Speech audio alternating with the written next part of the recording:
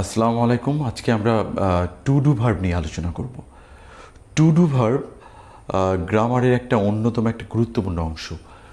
To do verb নিয়ে আলোচনা করার পূর্বে আমরা টু ডু ভার্বের ফর্মগুলো আমরা একটু দেখি। টু ডু ভার্বের ফর্মগুলোর মধ্যে হলো বেস ফর্ম হলো ডু, প্রেজেন্ট ফর্ম হলো ডু অথবা টাচ, পাস্ট ফর্ম হলো ডিড, পাস্ট পার্টিসিপল ফর্ম হলো ডান এবং প্রেজেন্ট পার্টিসিপল ফর্ম হলো ডুইং। তো ডু ভার্বটা কোথায় বসে সেন্টেন্স অনুযায়ী, টেন্স অনুযায়ী আমাদের ডু ভার্বটা কোথায় বসে? ডু ভার্বটা অ্যাকচুয়ালি বসে হলো ফিউচার ইনডিফিনিট টেন্স।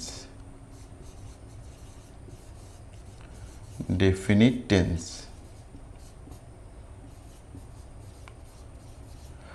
ডু ভার্বটা বসে ফিউচার ইনডিফিনিট টেন্স, যেমন I will do the work, I will see you, I will eat, I will go, I will visit, I will write, I will read, etcetera etcetera. তাহলে do ভার্বের tense অনুযায়ী আমরা দেখলাম যে do ভার্বটা বসে হলো ফিউচার ইনডিফিনিট টেন্স।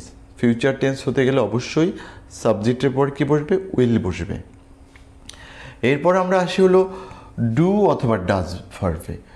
ডু ভার্বটা যখন হলো ডু এবং ডাজ ভার্বটা প্রেজেন্ট ইনডিফিনিট টেন্সে বসে।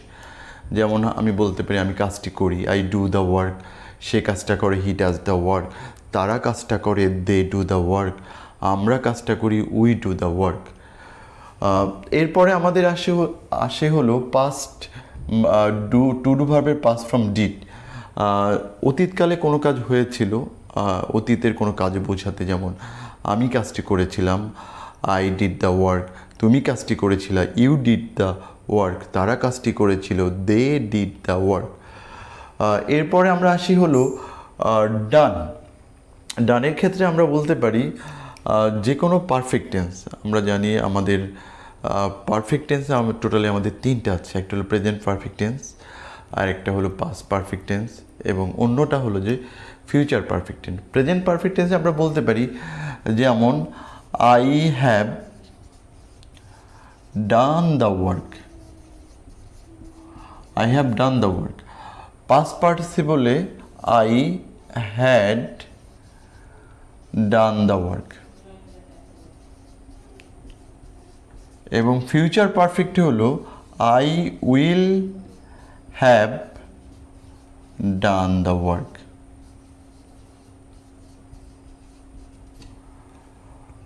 আমি আরেকবার একটু রিপ্লে করছি, তারপর আমরা ডুইং ভার্বে যাব। ডু ভার্বটা ফিউচার ইনডিফিনিটে বসে, ডাজ ভার্বটা প্রেজেন্ট ইনডিফিনিটে বসে, প্রেজেন্ট ডিফিনিট টেন্সে বসে। ডিড ভার্বটা বসে পাস্ট ইনডিফিনিট এবং যেটা হলো পাস্ট ফর্মটা বসে হলো যে কোনো পারফেক্ট টেন্সে, present perfect tense, past perfect tense, present perfect tense এবং ফিউচার পারফেক্ট টেন্সে বসে। এবং আমাদের বাকি থাকলেও ডুইং ভার্বটা।